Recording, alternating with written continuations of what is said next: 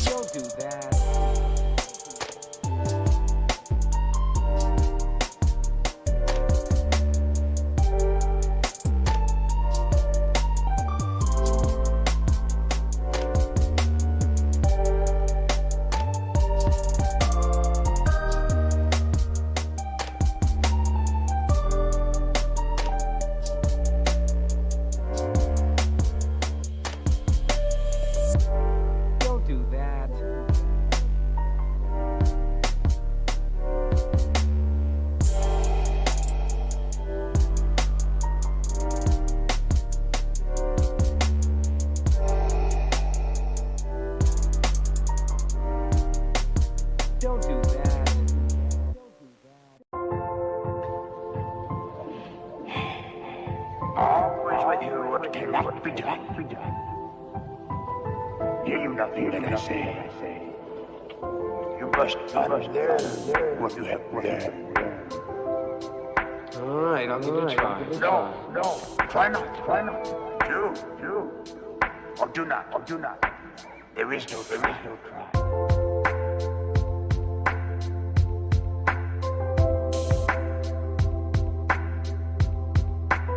There is no try.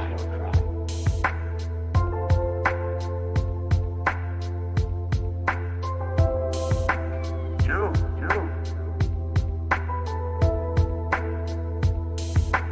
Or do not.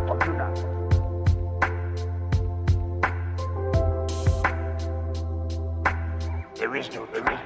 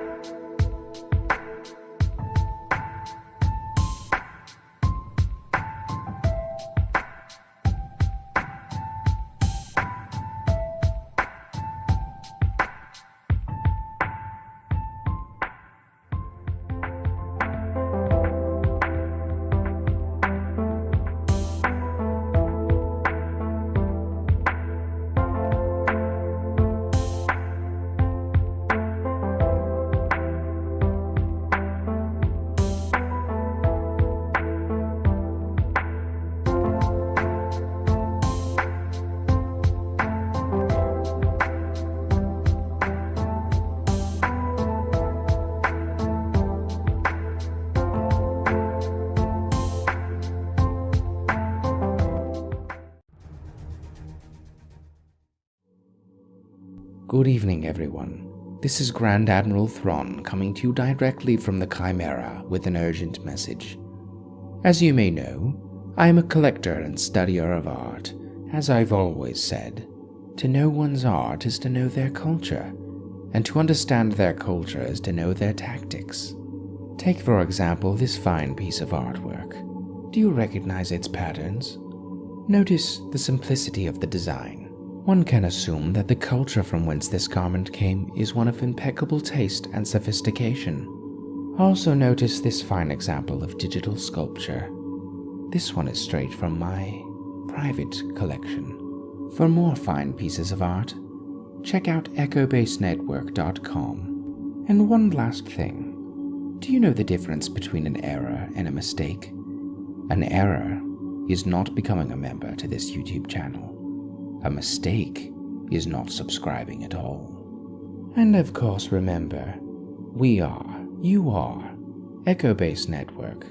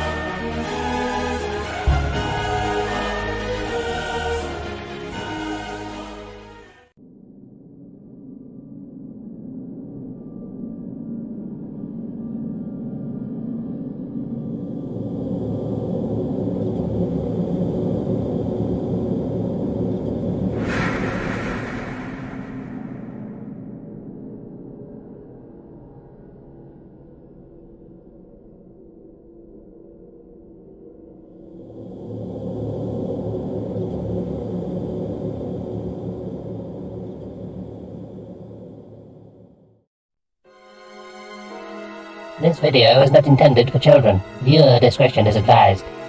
If you haven't already, please like, share, and subscribe. Thank you. Thank you.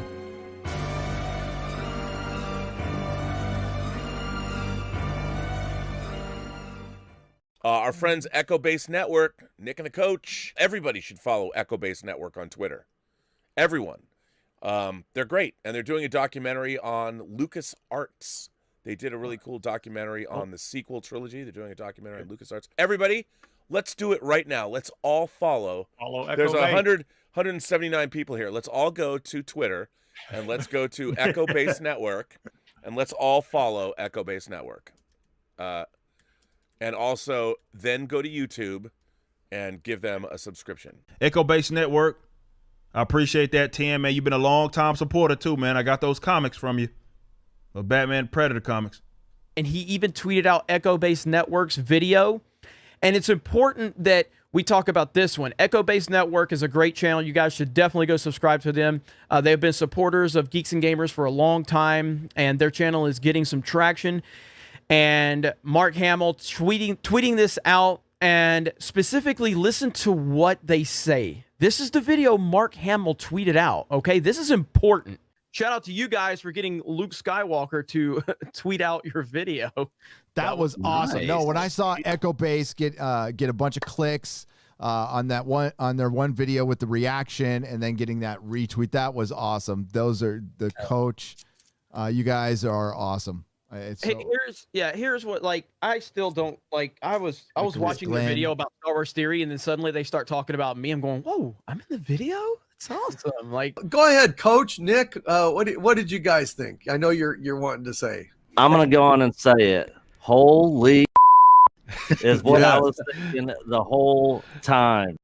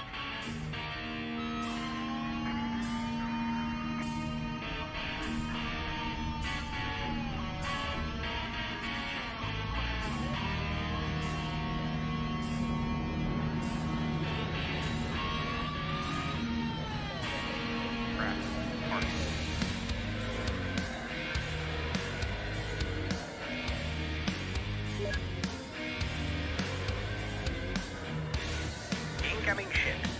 They are entering the area near buoy B-18. Freighters requesting permission to pass through this sector. TIE Fighter Alpha 2, inspect all craft. Transport requesting permission to pass through this sector.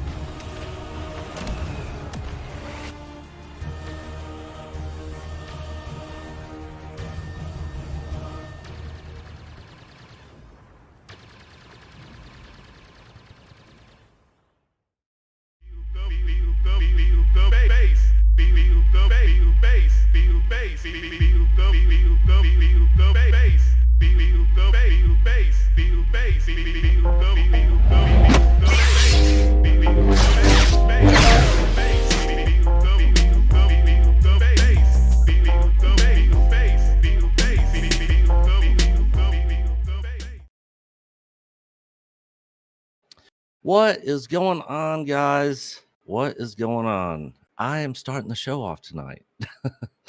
So, big shout out to, real quick, Donna Higginrether sent me this.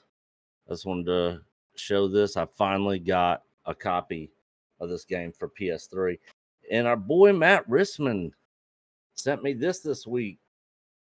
George Lucas Stormtrooper. Pretty sweet. And then Mama Bear sent me this. This is original 1977 Chewbacca plush doll. It's kind of, I think he needs some conditioner. But I just wanted to show those real quick. Hail to Matt Rissman, Brandon the Anime Guy, Olaf in the house, Craig H, Mary Lanning, the White Snake, Felix Kiros, Ted's Nerd World. But without further ado, guys, we're gonna bring Coach in. So, go ahead. Yeah, what is up, everybody? Is the sound better, Nick? I can still hear it a little bit, but I don't know. For some reason, it's my not audio me. Then. It's not me. Really sensitive. It might be me. Yep. All right. So, like Nick was giving the warm welcome to everybody. That's my job. Here we go. Welcome to the stream. Olaf Van S, Debbie Young, Louise X Sparrow, Andrew 46 and 2, Hank VP, Gearoid O'Leary, Matt Ward, Leah Rose, Eli, Aaron Ratliff, Donna Hergenrether, Alan Copeland, Felix Kiros, Phil McCracken, Sith Gorilla, Bobby F65, Low Spec, Linux Laptop, Rebel Scum Network, Matt Rissman, John Phillips, Mattuine, That Junkman, Venger, Starchip 66, Christopher Hamlet, The Matt Cave, The Legendary Trine, Cobra Disney Jedi, Ted's Nerd World, Mary Lanning, Griffin Turbo, JD636, Brandon the Anime Guy, Jedi Master Lawrence, Taylor in SC, Craig H, and The White Snake. And to everybody that I missed, welcome to EBN Live, our Saturday Night Live show. 3 ways that you can support the channel, especially during this time of demonetization. Here they are. First one, Patreon. Head over to Patreon. Nick can tell you a lot more about Patreon. We just put something on there today, right, Nick? We put, yeah, we put, let's see, I put the 4th part to the, oh my gosh, I'm losing my train of thought. Star Wars Icons Unearthed, the 4th part of the 6-part documentary series. So go and check that out. Also, guys, head over to our merch channel. And if you'd like to send a tip, the link is at the very top. We are not able to do super chats because we're demonetized. We're demonetized. The remonetization goal, I guess, if you will, continues. So we are still on the path to remonetization. So, and hail Mexican Iron Man. Speaking of tips, Nick, speaking of tips, we got our very first tip tonight from Bobby F65, who donated a $50, we're going to call it a super chat, even though it's not the super chat feature, it is a tip. Thank you so much, Bobby F65, for sending that $50. We greatly appreciate you supporting the channel, my friend. Really, hell, Bobby, yeah, very much. Felix Kiros also sent in a $10 tip. He said, "May the force be with you always. We are, you are, Echo Base Network." And then last but not least, Mexican Iron Man has tipped $10. And Mexican Iron Man says, "Mama Susan cancels my membership and my super chats function, then Patreon and Stream Elements. This is the way. We are, you are, Echo Base Network." So thank you, Mexican Iron Man, for that. And thank you guys for all of your support. So, you know, the main thing that we want to do tonight, Nick and I have, go ahead. Real quick, before you get into that, I just wanted to say 2 quick things to answer some people in the chat. Leah Rose, I'm actually drinking Jim Beam and ginger beer tonight. It's the first time I've had a drink in 2 weeks. So I was like, hell, I'll go ahead and grab a bottle and try to have fun on our demonetization stream tonight. Okay. If any of my students are in chat, your teacher's drinking water. So, And oh my gosh. in second, that Matt Cave started the original Final Fantasy VII game, and I was watching them this week, and it's awesome. So, shout out to Matt Cave for starting that game. Yeah. We gotta get Coach back on remake. Okay. We will see. We will. Did you not really like it? Not really. There was nothing wrong with it. Yeah. You know, I'm just not much of a gamer anymore, man. Just honestly. Yeah. I'm just not. Olaf Van S with a $5 super chat. He said, if you can't beat them, join them. Hell, EBN. Cheers, Nick. Have a good one, guys. Thank you so much, Olaf Van S. Thanks, Olaf. So we're going to do this. Thank you guys for the tips. Olaf Van S, Mexican Iron Man, Felix Quiros, Bobby F65. We're going to hit this for you guys, and then we'll be back, and we're going to tell you what is going on tonight. Tonight's going to be a great one. Here we go.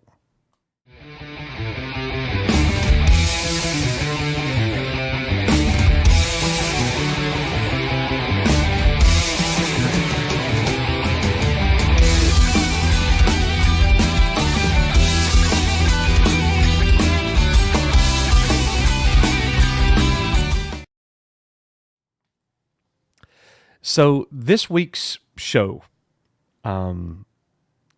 tonight's live show, we're going to go through all the Star Wars stuff that we normally go through. We're going to hit the late breaking news and kind of give our takes. We're going to do a deep dive a little bit and have a discussion with you guys about what we have found out and what we have enjoyed about the Icons Unearthed series. There's a lot to unpack there. That's going to be the main part of tonight's show, is the Icons Unearthed. We're basically going to review the first 5 episodes with you guys. So much new stuff that we have learned and found out, and a lot to unpack and a lot to talk about. And, you know, George Lucas isn't perfect. We'll say that right here on the front end. But the main thing we want to do tonight, having said that, is we want to pay attention to our chat, and we want to do a better job of keeping our eyes on what everybody is saying. We appreciate the tips and we appreciate the super chats and all of that stuff, but it's important to us that everybody is being seen and that we're seeing everybody, not just the people who are donating. And that's important to us. We want to maintain that. And honestly, guys, we've been so overwhelmed in our last show. Nick reviewed it, and he was critical, and it's on me. That kind of came back to me, and he's right. We have got to continue to see what you guys are saying, and we're having the conversation with you. This is not going to be a show that's just Nick and myself. It's all of us. It's all of us. So the first thing we're talking about tonight, ladies and gentlemen, is right here, and we want to know what you think. MCU, Nick, versus Star Wars. Mark Ruffalo throwing some shade at Star Wars. And, you know, when I first see this, I think he is a nut job. But when I first see this, I think, I have to defend Star Wars. And then I have to go, wait a minute. Do I really have to defend Star Wars now?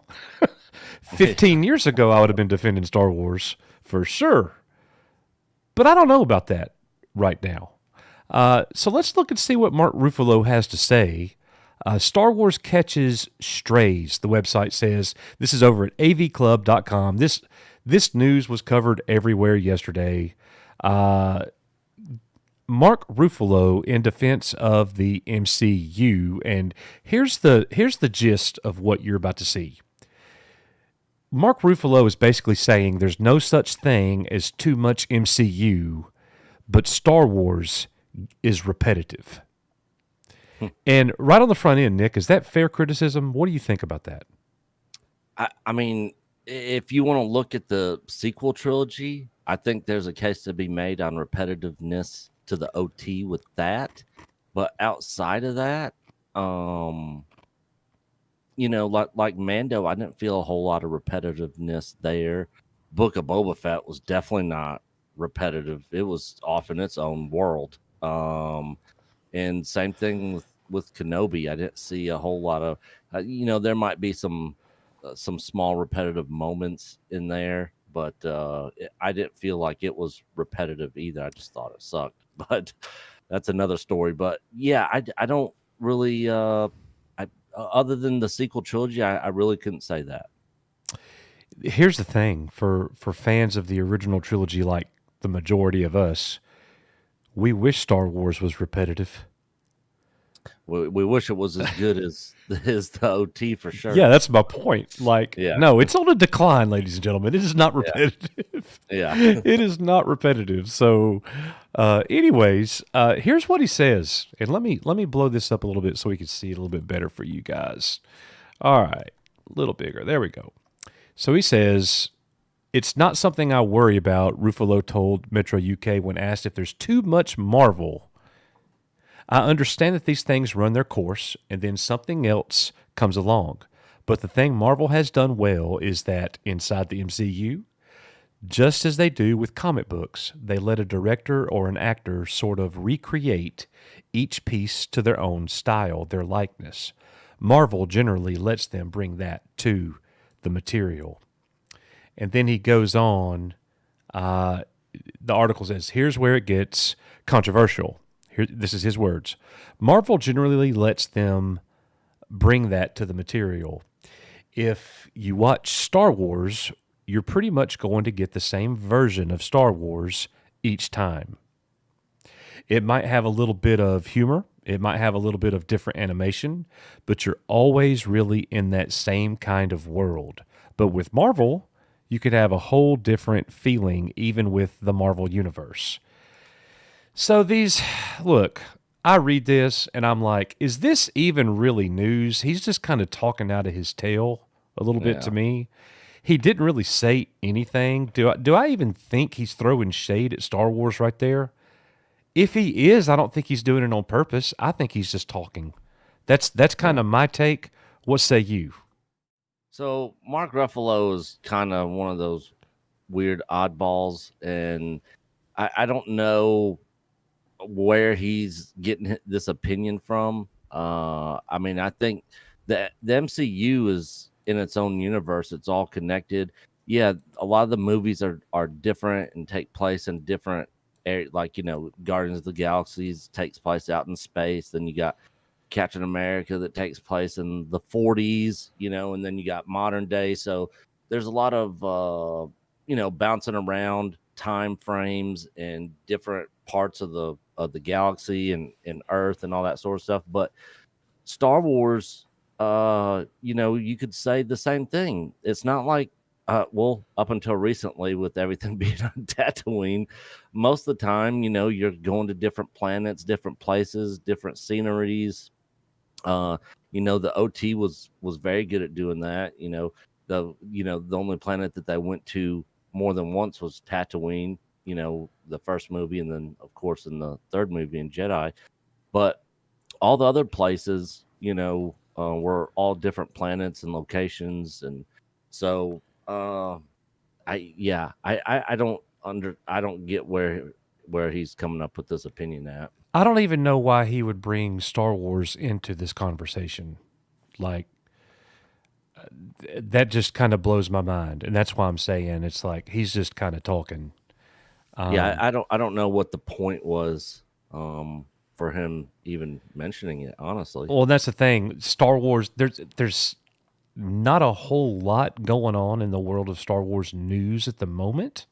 Yeah. Like this past week, things are kind of pretty dead. We're in the quiet period before Andor's going to take off September 21st, and all the leaks that are going to be coming out.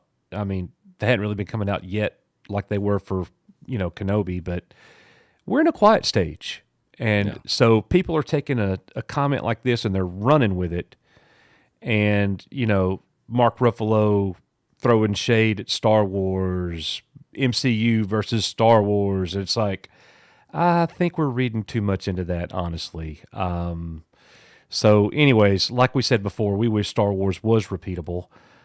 What do you guys think about this? Let's turn to the chat and see what we're saying there, Nick. And I know you can't highlight, but if you see something you want to bring up, just let me know, and I'm going to be looking through here too. Right. Griffin Turbo says Ruffalo's never read any Star Wars novels. Not that I know of, and he didn't mention it. Yeah. So Starchip66 says, I agree. I wish it was back to old school Star Wars. The White Snake, I wish Hollyweird people would research subjects before they offer an opinion. Our friend Lauren Connor, both to their credit and their detriment. He said something, in a way, I'd say his comments were actually insightful. He says, there are certain tropes in mythology that recycle. That's a feature, not a bug. Well said. Well said. Yeah, not wrong. Olaf Van Ness. Guess he wants some attention as he's number 2 in She-Hulk. Yeah. Oh my gosh. I saw that latest trailer for the She-Hulk. The latest trailer for that.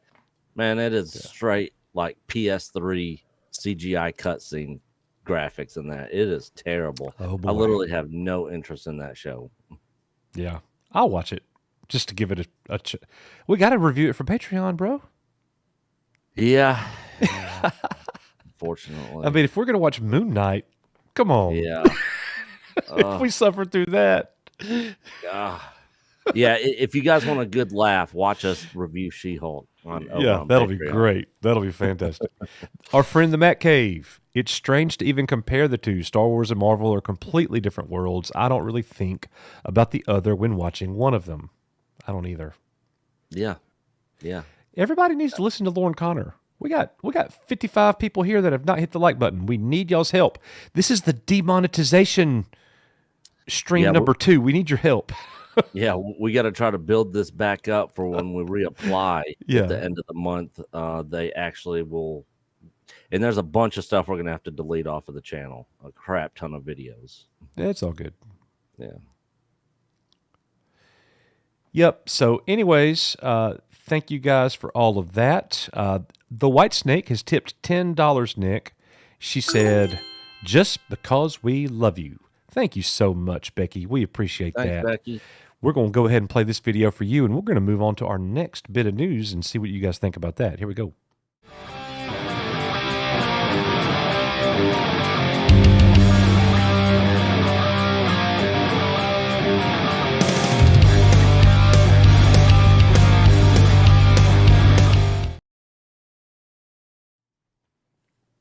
All right, Nick, up next.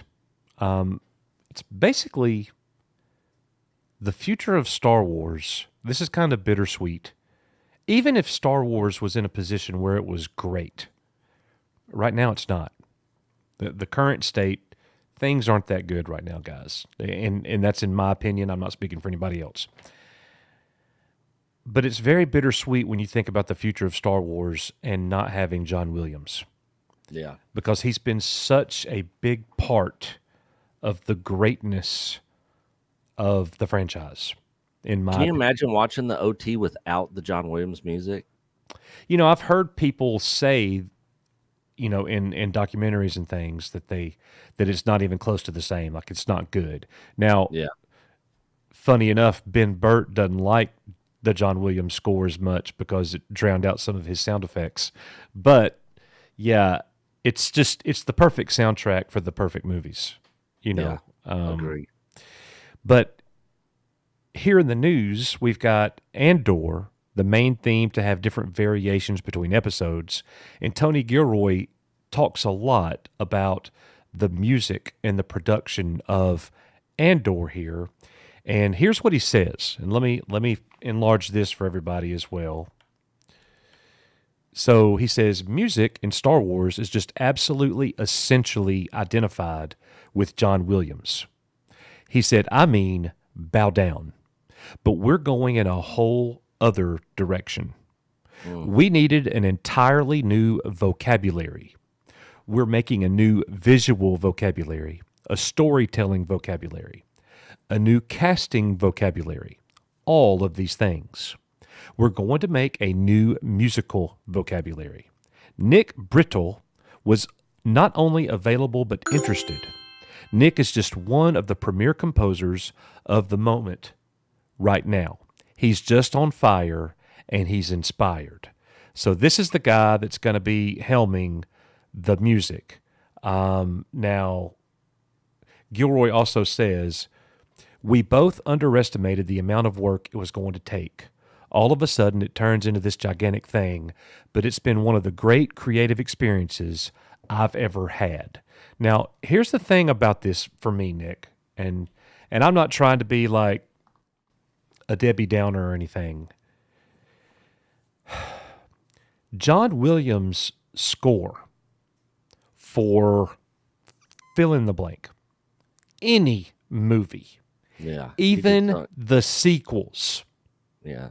The movies aren't good. The music is great. Yeah. Like I think back to The Last Jedi. I've only seen it twice, probably never watch it again. But at the end of that movie, I loved the music where Luke shows up, walks out, confronts Kylo Ren. You could go listen to Samuel Kim's version of that part. It's called The Spark, created by him. You know, it's definitely the same John Williams music, but with Samuel Kim's twist. We use it in a lot of our videos. So we use a lot of sequel trilogy music in the video productions that we have here. Now, if I put a sequel trilogy video clip in something, people in the chat are going, "Whoa, sequel trilogy!" But you're listening to a lot of it, and a lot of us don't even recognize. We just know it's Williams. You know what I mean? Yeah. I just, man, it's hard to imagine Star Wars without John Williams. Another thing I want to say, Nick, is that so far, I'm not really a fan of the music in The Mandalorian and the Book of Boba Fett. Yeah. Or even Kenobi, for that matter. Yeah. I thought they had some moments in Kenobi where they really could have brought in some Williams stuff. Yeah. You know, I know that he made some things for that show, but I am not a fan of Star Wars music without Williams to this point. Yeah, I think did John Williams do the music for Rogue One, or was that somebody else? I think it was somebody else. I don't think he did. Yeah, that music I liked it, but yeah, there's a familiarity of John Williams music that is hard to replicate. And the thing is, for those of us that grew up on Star Wars, you know, you tend to gravitate towards what's familiar to you with Star Wars. Like, you know, when I see stormtroopers on screen, that's familiar to me. I gravitate towards that. I like that. You know, when I see the Empire and the Rebellion and all that. Same thing goes for the music. And I remember when we first started Mando, I was like, man, I'm not liking this music. Yeah. For Mando. Now, going back to the sequel trilogy, our good buddy Eric Stevens challenged us to do top 5 things that we liked about the sequel trilogy. Or was it The Last Jedi? You remember, Coach? Anyways. I don't remember, but it's the same thing. Yeah, it was one of them. Either way. But the music was one of the positives. Yeah. Because John Williams did such a good job on the score for the sequel trilogy. Visually speaking, Star Wars has rarely ever looked bad, except for the snowspeeder in Kenobi that turned into a helicopter and sat there and floated, and a couple other kind of cringe visuals on some of these shows, but visually speaking and musically speaking, Star Wars has always had that is a positive. And moving forward without Williams, and I don't know where Tony Gilroy's going with his idea of music. Is it going to be completely different to kind of you know, aim more towards the kind of story that they're telling? You know, like if you watch Born Identities movies or some other spy thriller movies, you know, is the music going to kind of reflect those kind of movies, or is it going to be Star Wars familiar music? You know, for me personally, just because I've grown up with Star Wars, I'm gonna like it more if it has that Star Wars feel to the music. I'm gonna like it less if it doesn't. Now, for people that don't have that nostalgia of John Williams and have grown up with it, it's probably not gonna really matter to them very much. But for me, music is very important. So, we'll have to wait and see if that turns into a positive or an okay with the music going forward without John Williams, or if it's a complete turnoff and kind of pulls us out of it. Yeah. Well, the thing is like we knew this was going to happen. In the words of the famous 21st century philosopher Nelly Furtado, all good things come to an end. Yeah. Uh, yeah. Unfortunately. There's no way John Williams could keep doing it. I mean, it is what hopefully it is. Hopefully that doesn't happen with this channel. All good things come Right, exactly. So yeah, it's important if Star Wars has any type of survivability, they're gonna have to get the music right. I personally, there's been some really good comments here talking about this. Would you rather see a composer that does extremely good work, okay, take over the music for the entire deal, just like Williams did?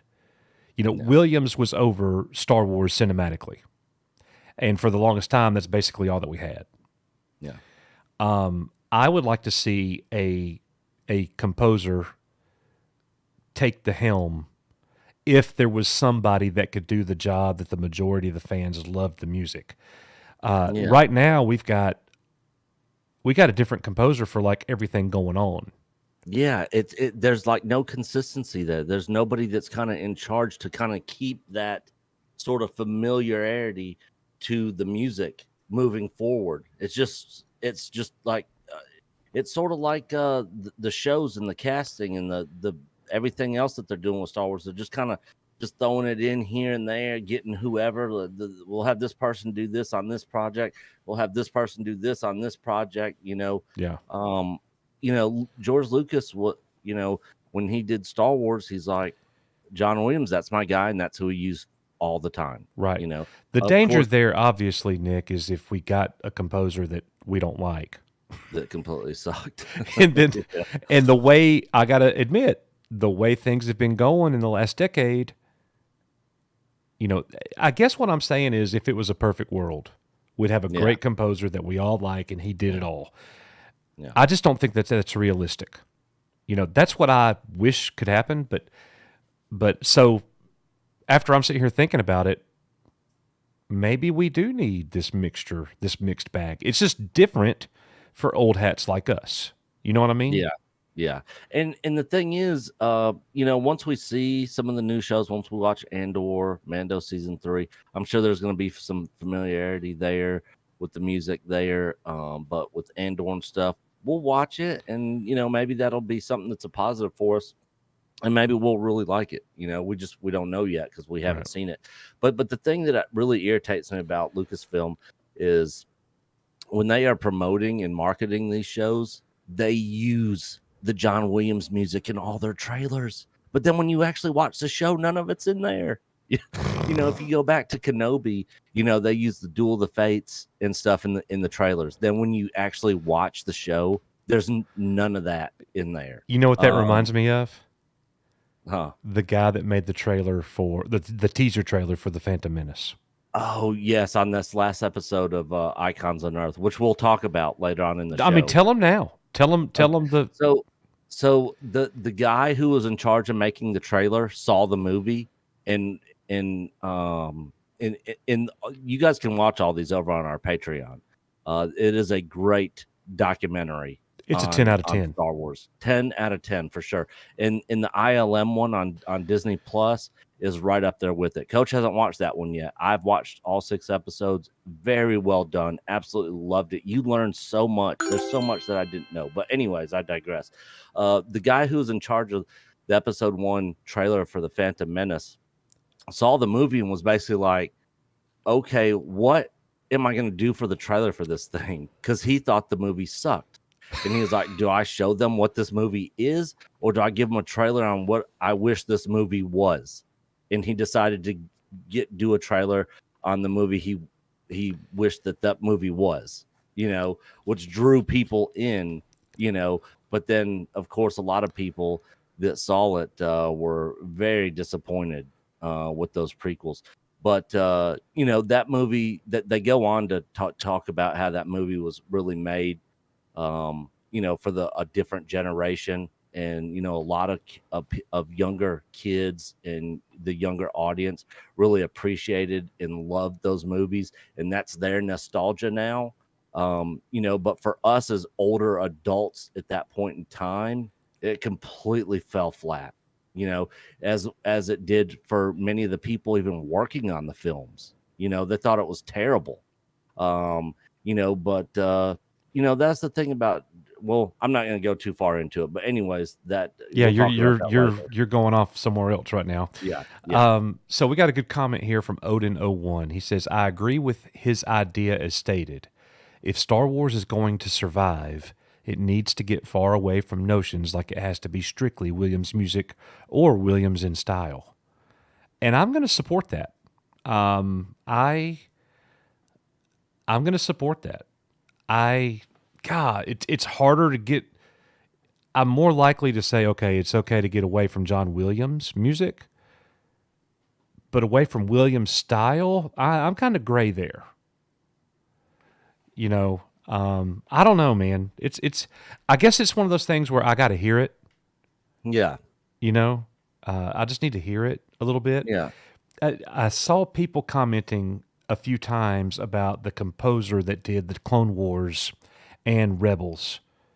I thought the music for those was fine. I thought the score that person did for the Clone Wars is tip top fantastic. I'll say that. It's so good. Really great music. Yeah. I would be okay with them definitely transitioning to live action shows for sure. Kevin Kleiner, yes, guys, thank you. Yes, and I think it was your comment, Paola, that got my attention. I am all on board there. Now, some of you guys like Ludwig's score from Mandalorian. I am not a fan.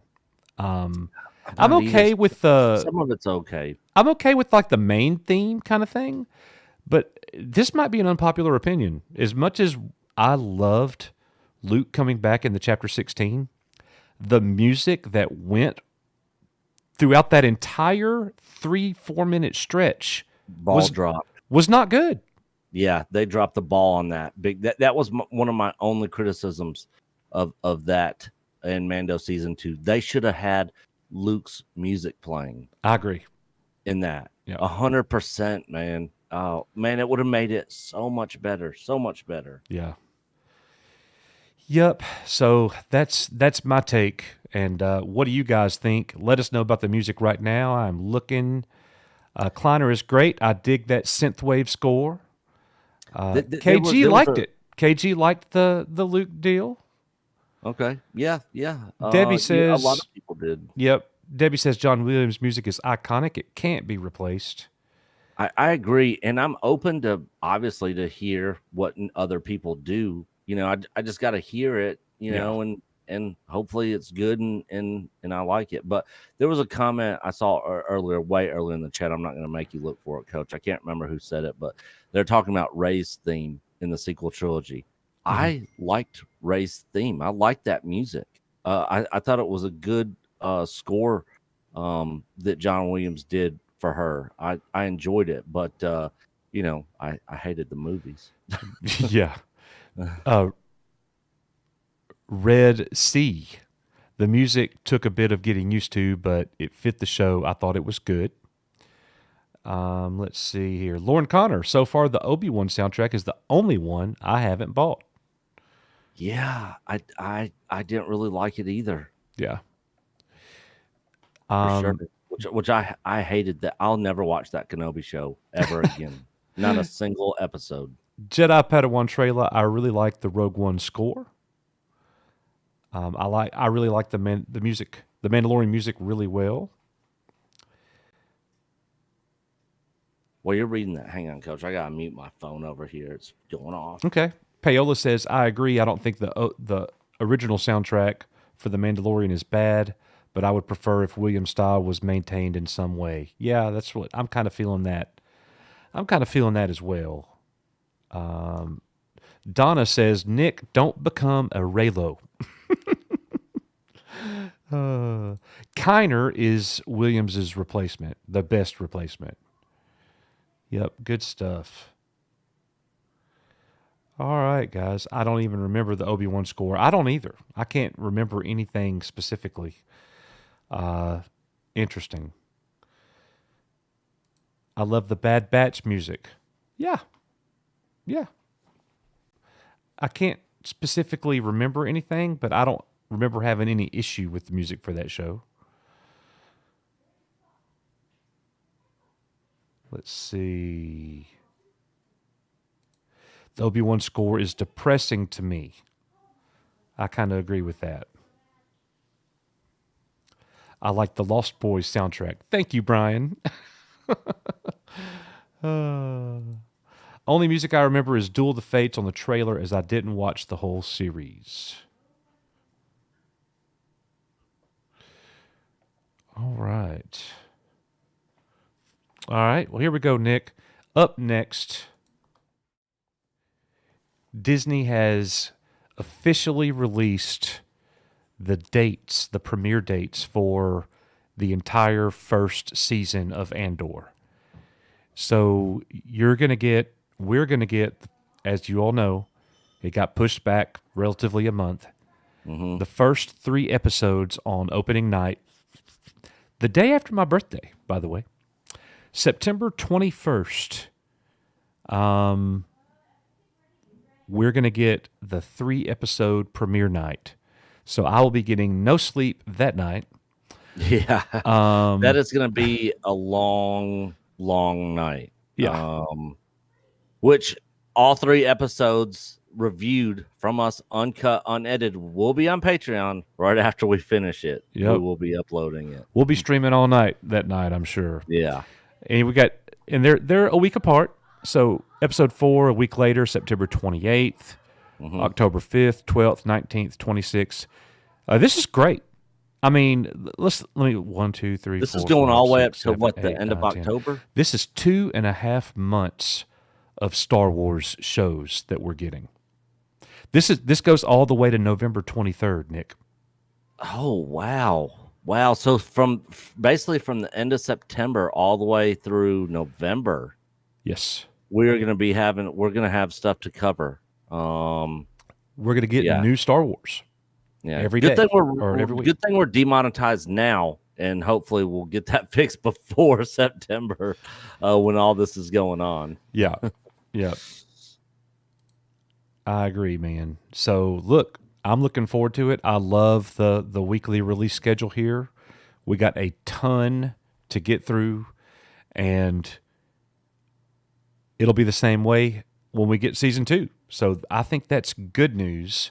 What do you guys think about this release calendar? Pretty awesome in my mind. Yeah. I'll watch it live and then watch you watch it, says Debbie. Yep. Yep. We are either going to be taking each week and being like, wow, they're actually doing a really good job on the show, or we're going to be trashing the crap out of it. Right. One of the two is going to happen. Hopefully we're praising it, and I think it's going to be really good. The writing team involved gives me some hope for it. Disney's track record still makes me question going into it because the last 2 shows that they've done have absolutely bombed for me, and I've hated them. Yeah. Well, minus the 2 episodes in Book of Boba Fett that I thought were good, but so I'm still leery going into it for sure. I understand, but I think a lot of us are like that. Yeah, but I mean, we'll definitely be watching it, and we're gonna give you guys our honest take on it. Yeah. Rebel Scum Network. I read an article. What's up, brother? He said, I read an article about Mando season 4 when season 3 is not even out. I did see that in the headlines today that season 4 has been greenlit. So yeah, they're gonna start filming, I think, next month, right? Yeah. I mean, look, The Mandalorian's so good. I'm kind of the mind it just doesn't need to end. Like, let this show go on forever. Yeah, I mean, I have my issues with it, but overall, it's the best Star Wars show that they've released. Yeah, I'm hanging on to that. Hands down. I'm hanging hands on to down. it. I'm like this. I'm not letting go. Yeah.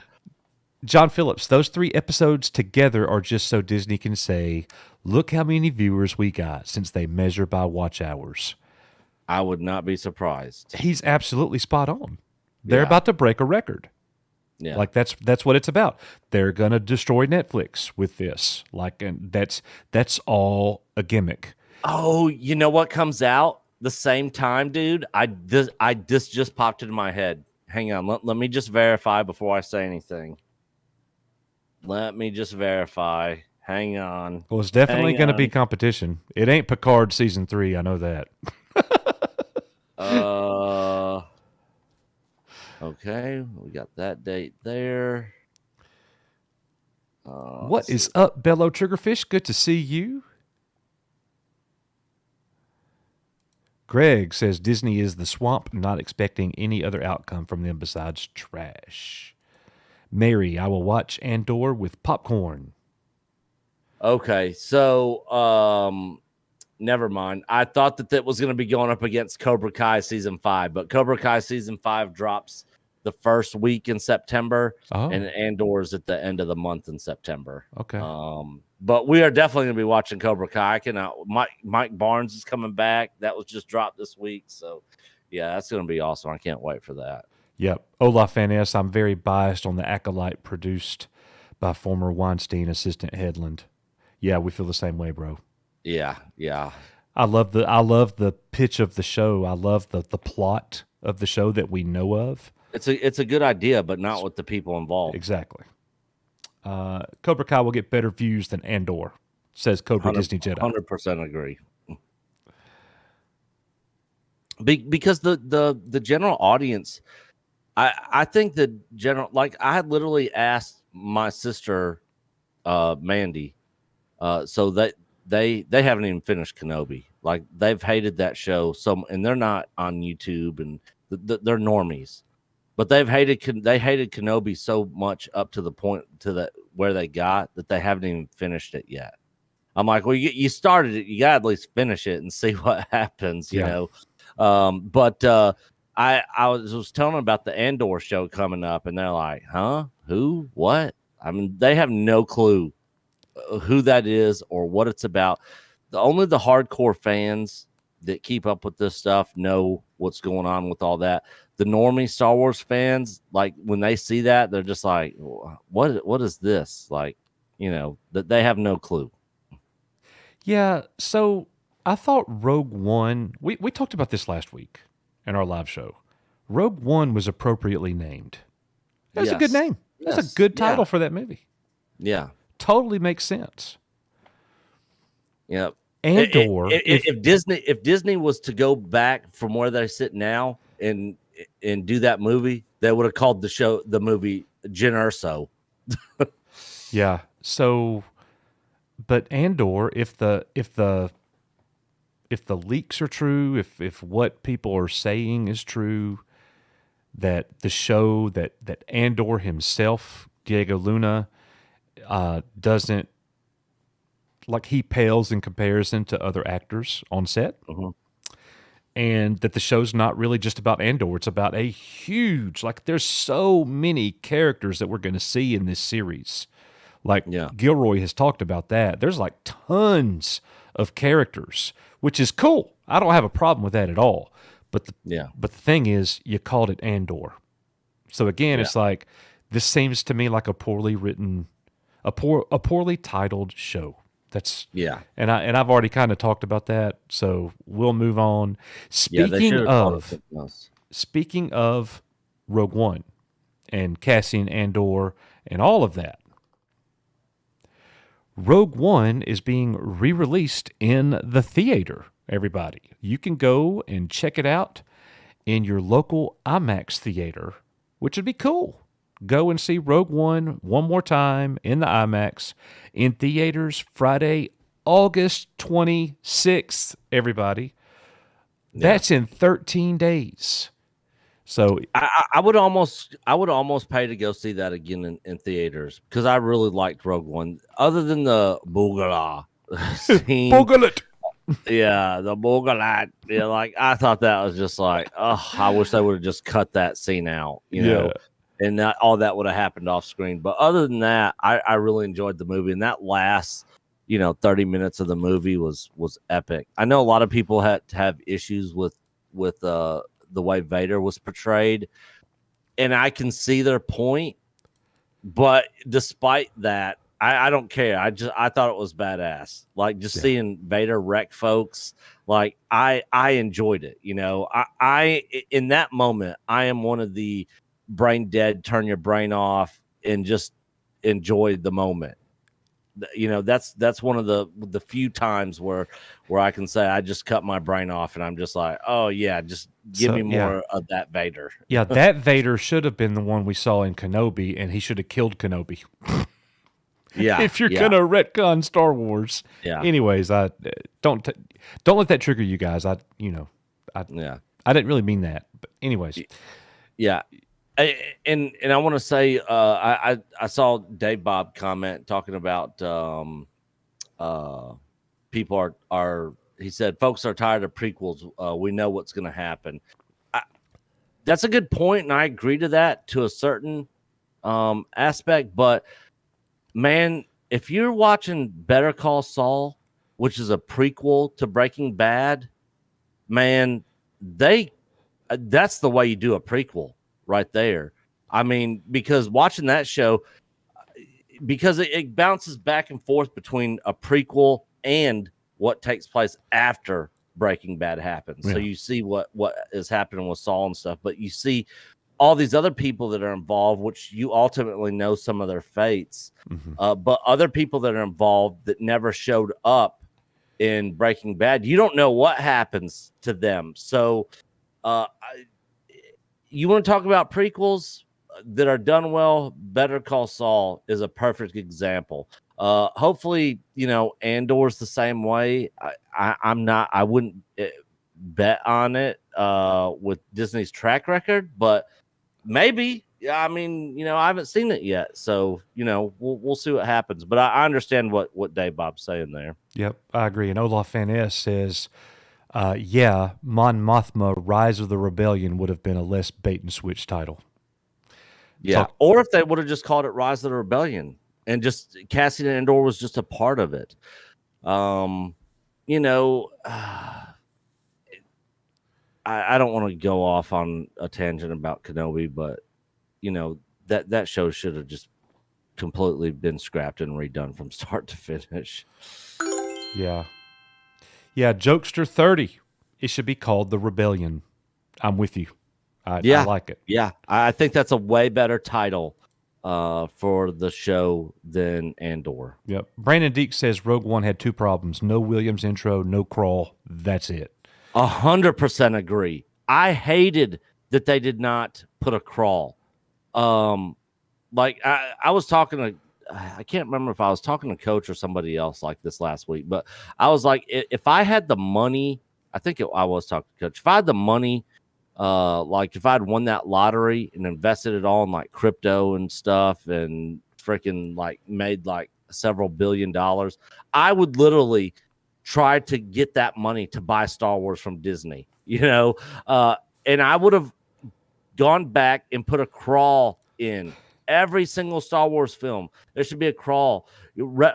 Clone Wars didn't have a crawl. They had sort of like that 1940s, World War II update type intro on it, which was cool for Clone Wars. But as far as the movies and stuff go, maybe not so much the shows, but definitely for the movies. I agree. There needs to be a crawl every single time. Yeah. So I'm going to push back and say because it's not part of the Skywalker saga, I was okay with it not having a crawl. I hated it. I hated it. I'm with you. It felt misplaced. Yeah. Not having it.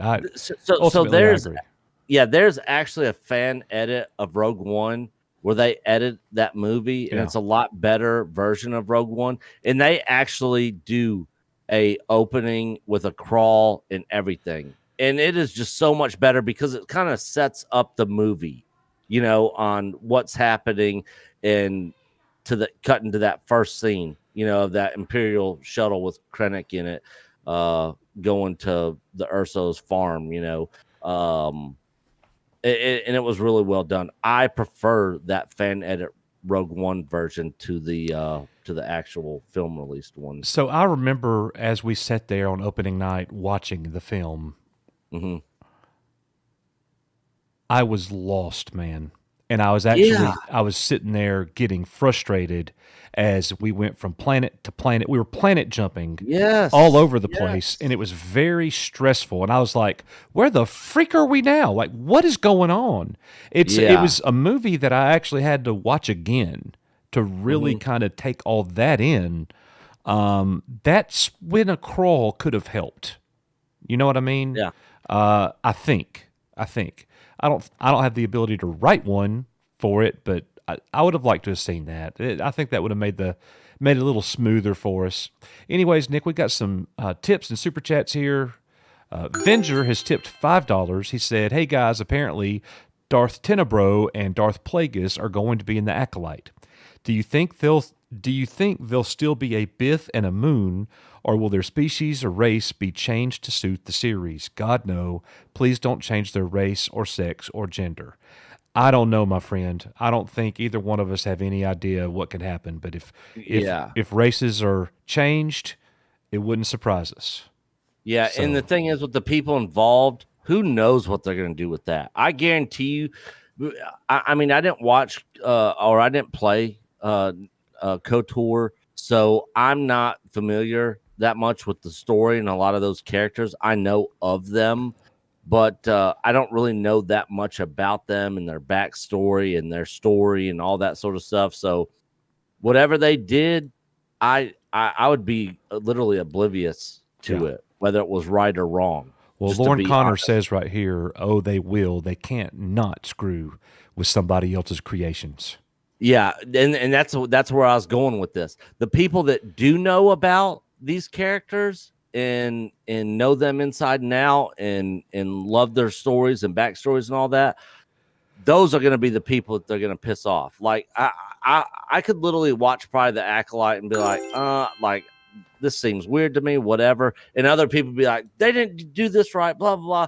And the same thing's going on with the new Amazon Lord of the Rings show, which is getting destroyed on social media in their trailers. I mean, they are getting more backlash than any Star Wars film has ever gotten, and it hasn't even come out yet. I mean, the Tolkien fans are up in arms with that Amazon show, and that's another one you guys will see us review over on Patreon. Oh yeah, sure will. Let's see. Clifton 3D has tipped $5, Nick, and he says, "Hail EBN, we are, you are. Keep up the good work and screw YouTube. You are wholesome." Thank you, Clifton. Yeah. We made some mistakes that we didn't know we were making. It is what it is, and we'll fix it as soon as we can. Yeah, we haven't been, it's nobody's fault but ours. We're not blaming YouTube. Like, now, if we take the appropriate steps and don't get remonetized, now we're going to have a problem. Yeah. Then we're going to be upset. Yeah, because I talked to Fat Steven, who went through the same thing got the same thing, reused content, and it took him like 3 or 4 months to get he got denied time after time, and he had deleted all the videos and done everything, and he kept getting denied, and they gave no reason, no explanation. So there's no guarantee that will get remonetized ever. No. But we're gonna try. That's up to them. Yeah. Let's see. Debbie Young, thank you for that tip, Clifton 3D. Debbie Young has tipped $20. Love you guys. Crossing everything till you get monetized again. Waiting for season 3 of The Mandalorian is like waiting for the next movie. I agree with that. And we got a brand new subscriber in the house. Christian West has subscribed. So welcome to Echo Base Network, Christian. Thank you for the tips, Debbie, Clifton 3D, and Venger. We appreciate it. This video is for you. We are You Are Echo Base Network. Nick and I will be back with the main part of tonight's show.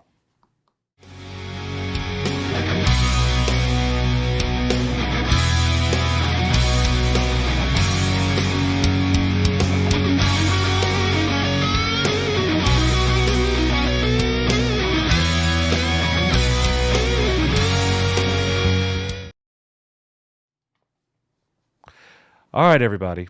Main part of tonight, talking about the things that we have learned from Icons Unearthed. And we're only 5 episodes in of the 6-part series. We got one. Is that right, Nick? We got one episode left? Yes, because I watched episode 5 tonight, or today. Yep. So we're going to go through. Next week's the final episode. We're going to go through this stuff that we thought was just awesome. Things that we didn't know, or things that we knew that they expanded on. And then we're going to get into talking about a hero of Star Wars.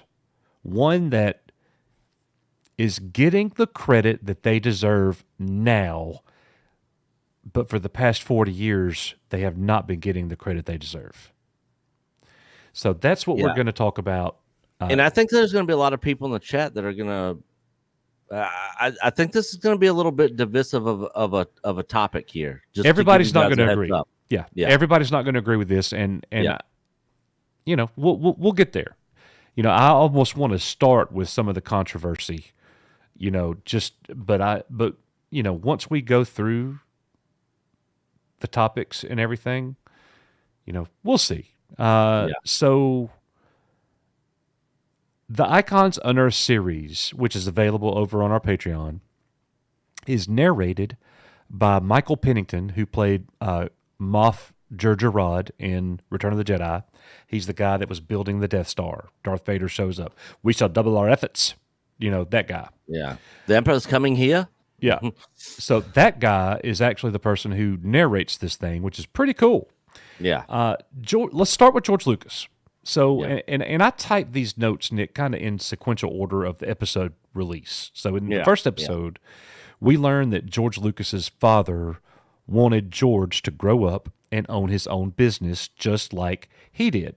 Mm-hmm. And he disapproved of George getting into the movie business. Yeah. He was very much so. Yeah. They were very at odds. Another thing that got me, George coming out of film school, T8 checks 1138 and all that stuff. Mm-hmm. He did some cool things, had great friends in the industry like Francis Ford Coppola. Coppola, yeah. So after George films American Graffiti, Lucas was offered tons of different films, and he turned all of them down because it was at that point he had this ambition to make science fiction. Yeah. And he had something in his head, and it wasn't Star Wars. It was Flash Gordon. He actually wanted to make a Flash Gordon movie, and he tried to get the rights, and he couldn't because they were already going to be making Flash Gordon that we all saw with Sam Jones. Yeah. So he was not able to make Flash Gordon, so he recreated Flash Gordon in Star Wars. He made his own space opera. Go ahead. Yeah. I forgot what I was going to say. You were going to say Flash. Every single one of us. Yeah, which we actually saw him at the very first IC con. What was his name again? Sam Jones. Yeah, Sam Jones. Yeah, and he still looks like a young guy. He's 68. He just had a birthday. Yeah, he's 68, and he still looks good for his age, for sure. He does. He'd probably beat the crap out of both of us right now. Yeah. He's still pretty big guy. and yeah, him and Ted when they're doing cocaine and stuff in that room. Oh man, that was so funny. I wanted to talk to him about that whole scene and stuff, but I mean, he was busy with other people, and we weren't paying to talk to him. So yeah. So something else, Nick, in the series that they expanded on a lot, and I know that you have found out a lot more about this watching the ILM documentary, is the tension, problems, firing of John Dykstra, George Lucas against Dykstra. Pretty interesting there, how John Dykstra did the first two films, and then Return of the Jedi, he was out.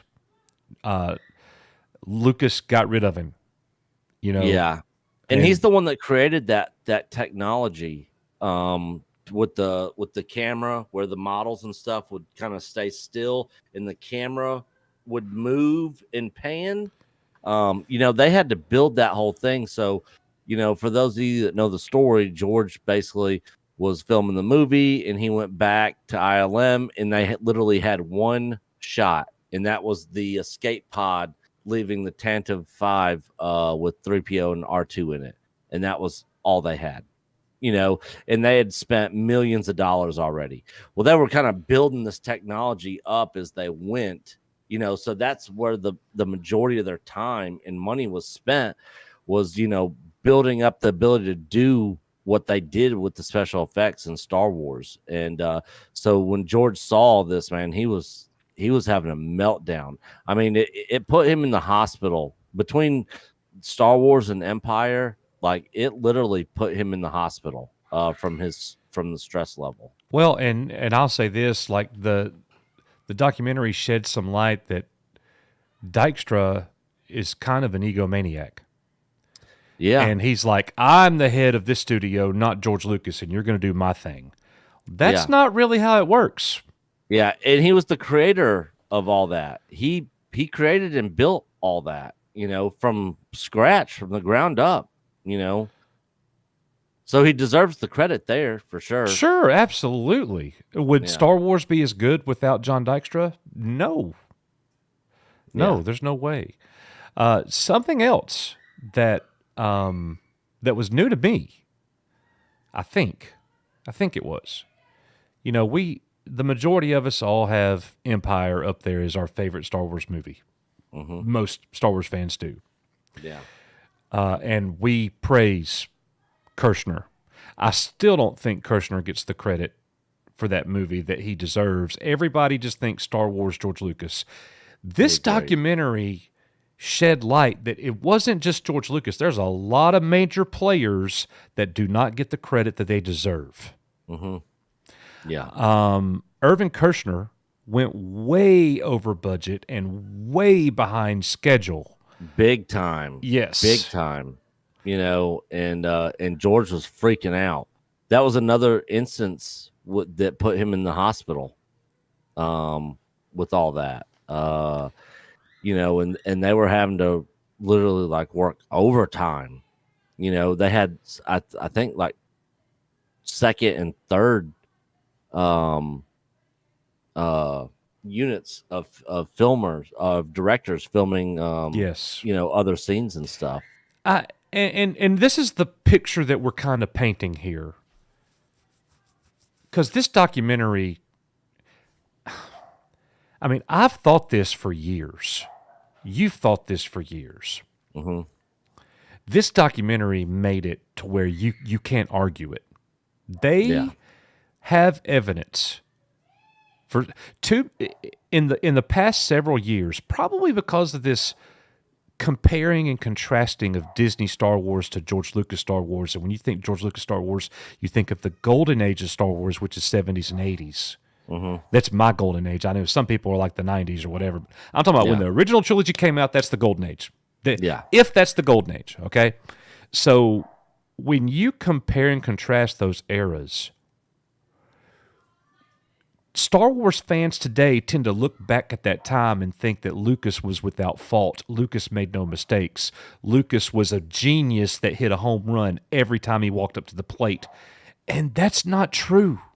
No, it is not. George Lucas could not have done what he did without the team having his back and pushing him. Nick and I talked about this on the phone. It's like, I'm not like being braggadocious or anything. Like I don't mean anything. If you go back and look at our earliest live streams or our earliest videos, they're awful. They're not very good. They're still out there. You can go watch them. They're terrible produced videos. We cranked this thing up and we increased our production, and we've got things looking the way that we want them to look, and we're proud of the way that it looks. I have studied and researched enough to where I can make it look like whatever we want it to look like. I need Nick's eyes to tell me, no, coach, that doesn't work. That's not good. He's my person that does that. Every creator needs somebody like that. And if you don't have one, you get the prequels. You're muted. Oh, I was saying exactly. Because in the latest episode, who was it that was talking? It was it was Howard Kazanjian. Yeah. The former head of Lucasfilm. Yep. He is the one that said it. And we thought this for years, but he literally outright said it in this documentary. If I would have, he turned it down because he didn't want to be in London with his kids going to school over there, and over a year and stuff. So he turned down being involved with episode 1, The Phantom Menace, in the prequel trilogy. And he basically said if he would have been involved, it would have been better. And the problem was that George was surrounded by yes men. And that's exactly what it was. Everybody, and they even talk about it in the episode, people that actually worked on it, when they saw the Jar Jar thing and all that, and some of the story decisions he was making, and, kind of putting more emphasis on the special effects and the technology more than the story. When before that was the opposite. People just kind of went along and was just kind of like, yes, master, whatever you say, master. And nobody gave him any pushback. Marshall Lucas in the OT was that pushback. And they go into a lot of that, and we've heard these stories before, but they go way more in depth on it in this series. And again, if you guys haven't seen it, it is a must watch for sure for any and all Star Wars fans. I agree. So next point is Lucas, after Empire comes out, Empire, there were some fans that were criticizing the ending of the movie. They were saying, the movie is too, confusing at the end. It could have had a better ending and all that kind of thing. But critically, it got rave reviews. And Lucas became very jealous of Kirshner by the end of Empire Strikes Back. And Lucas was offended at all of the credit Kirshner was receiving. Because the critics are basically saying, this is the best Star Wars movie. This is better than the original. And Lucas didn't like that. Yeah. Which, to me, says a little something about George Lucas, Nick. I can't help it. I would have been proud, I think, of my teacher mentor coming in and upping it a level. I don't know, but that says something. Lucas fires Gary Kurtz after Empire and never told him he was fired. just replaced him, started pre-production for Return of the Jedi, which was Revenge of the Jedi at the time, and never even told Kurtz. He didn't even know. He found out through the new producer, Howard Kazanjian. Yeah, Howard. Yeah, he found out from Howard, and Howard was in that awkward situation. Was like, "Oh, I didn't know that you didn't know. Crap. And really didn't know what to say or do, you know." And what does that say about George Lucas, though, Nick? Because that's not Howard Kazanjian's job to tell him. No, you know, and George and Gary Kurtz, is he still alive? Gary Kurtz, I think he passed away. Howard Kazanjian's still alive. Yeah, because he was in the documentary. But Gary Kurtz, he George should have at least said something. But George almost seems like, after watching this documentary, George almost seems like very much like my mom. Doesn't like to make ripples in the water. Doesn't like to argue or get into confrontations. And that was one reason why he got Rick McCollum involved in the prequels, because he's a he bulldog. was one of those. He's a butthole. He's one of those guys that will shut somebody down and boot them off the set and boot them off the project and not give two craps about it. Be like, poof, you're gone. Not liking what you're saying or doing. George does not seem like that type of guy. He does not like that confrontation, and he needed somebody like that, and that's not him. And so I can totally see why he was just trying to be like, put it out of his mind. I'm just not going to talk about it or deal with it or mention it. I'm just going to move along. And if Gary Kurtz was blowing his phone up, George would just literally be sending him to voicemail the whole time. Like, I don't want to talk to him. I don't want to have this conversation, So the next point that I have here, the cast hated Richard Marquand. And Jedi. They said that he was incompetent, that Return of the Jedi was more than he was capable of handling. So George Lucas had to come in, and Marquand lost the confidence of the cast and Lucas and the crew, and Lucas and the crew. Yeah. So Lucas had to come in and finish that movie himself. And I didn't realize, Nick, that he had to come in and finish it to the degree that he did. Yeah. I knew that he was on set. I've heard that. I've read that he was showing up all the time and all that kind of stuff. I didn't realize that he started directing a second unit and that he basically took the whole thing over. At the conclusion of Return of the Jedi, and actually at the conclusion of Star Wars, when 77 came out, Lucas couldn't go through the pain of directing anymore. That's why he hired Kirshner, and that's why he hired Richard Marquand, because he didn't want to direct himself. However, he's the creator, and it's his world, so he's still going to be super mega involved. And I think that's why so many directors has turned him down over the years. What do you guys think about some of these things that we have pointed out here before we get into everything that we found out about one of the unsung heroes of Star Wars, which is Marsha Lucas? Yeah. And while Coach is looking at chat and to highlight certain chats here, something else in the very beginning of this last episode of Icons Unearthed that was very interesting that I'd never heard or knew about. When Jedi was being made, after they got done with all the Endor stuff, the big ATST or ATSTAT or however you like to call it, that was there at the bunker, the full blown scale one that they built, they asked George if he wanted to keep it and put it at the ranch. He said yeah. So they broke it down to set it back up at Skywalker Ranch, because Skywalker Ranch was being built at that time. Well, when it got there to Skywalker Ranch, it had been hacked up and weld cutted all to pieces. and they're like, this thing can't be put back together.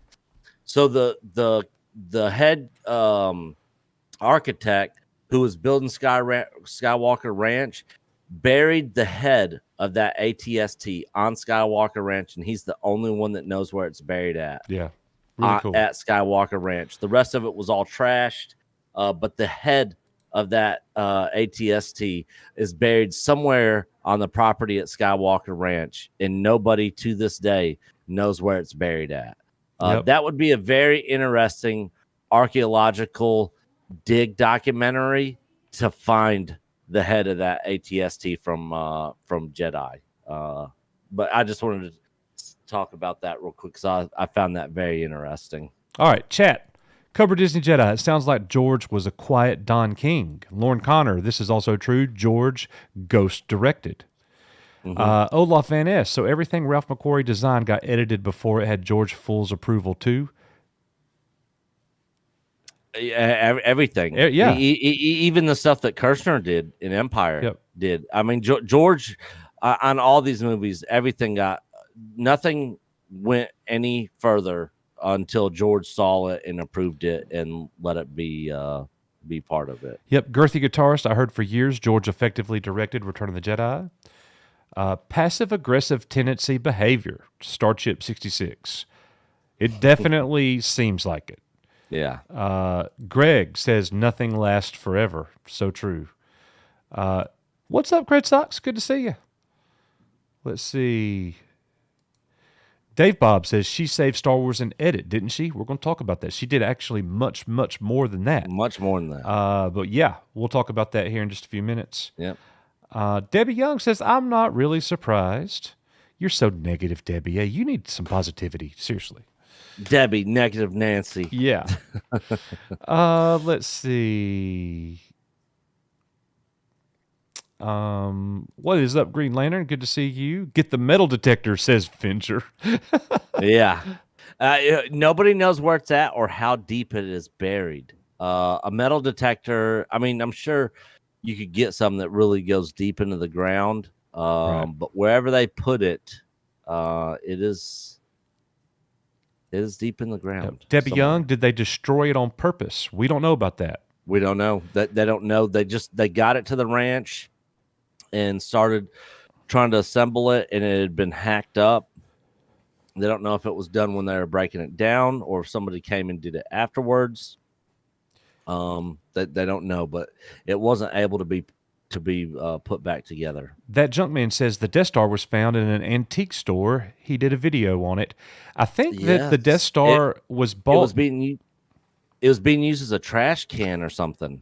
I think the Death Star was bought by Gus Lopez, that he found it or something like that. Yeah, I think he's the one that did the video on it, talking about it. Yeah, that's found cool. it. Yeah. Let's see. Black Pill Debbie. Hello there. Debbie. Hello there, Jade. Nice to see you. Debbie says, I would have been pissed. Yeah. It was Gus Lopez. That's what I thought. Yeah. That's all very, very cool. So let's finish up. What's up, Jade? Let's finish up these Marsha Lucas thoughts, everybody. This is the big thing. Like, everything that we just mentioned is really cool. New stuff to me for the most part, or like we said, expanded on. But, oh my gosh, Nick, so much of this documentary, if this documentary did one thing right, it was giving Marsha Lucas the credit that she deserves, has deserved. That's why I said she's an unsung hero of Star Wars. And before we go into this, I just want to make this statement, because this is going to be the thing that's going to be a little bit controversial for a lot of people. This isn't just Marsha Lucas's words and thoughts. These are the words of other people that were there at the time also, that kind of back up and say certain statements and make certain comments about that whole situation. Yeah, exactly. So here's some things that we know from the documentary. One, Marsha Lucas convinced George to cast Harrison Ford. Mm-hmm. George did not want to cast him because he had already been in American Graffiti. He didn't want him in another picture. He didn't want to use the same actor from a previous film. And then he goes on to use him again in Indiana Jones. Yep. Marcia, when George first brings in his friends, Brian De Palma, Steven Spielberg, Francis Ford Coppola, for a private screening of Star Wars and get their trusted feedback, De Palma basically ripped into Lucas about the Force. Yeah. Saying how, what are you doing? Get rid of that Force business. That's nonsense. And it really shook Lucas up. And Lucas is obviously very sensitive to critique and criticism. Yeah. So he wants to get rid of the Force. And Marcia Lucas convinces him otherwise because she's saying the Force is what holds everything together. Yeah, she's like, you can't get rid of that. And that made me think, Disney has gone to great lengths, it seems, to get rid of the Force. Yeah, to a certain extent, yeah. Like, you don't see Jedi going on. No, we got some Luke, and we get some little Grogu, Baby Yo stuff, and we're gonna give you the greatest Force user of all time, Rey, and that's it. Yeah. Let's see. Marcia Lucas, inspired George. As like Nick already mentioned, George Lucas was suffering from all kinds of depression, anxiety. He wanted to quit. He almost got removed from his own production in the middle of Star Wars. And this was said by more than one person. It was Marcia Lucas who was behind him, pushing him to the finish line, getting this done. You got to go do this. You got to go do that. She was the angel on his shoulder, taking care of him throughout the entire thing. Yep. And on top of that, when the script and stuff was being written and done, she would read it and be like, no, this is crap. You need to change this. You can do better. And would make him go back and rethink and rewrite. And a lot of the ideas, like Vader being Luke's father, came from when they were having dinner with some other friends of theirs after Star Wars had already been released.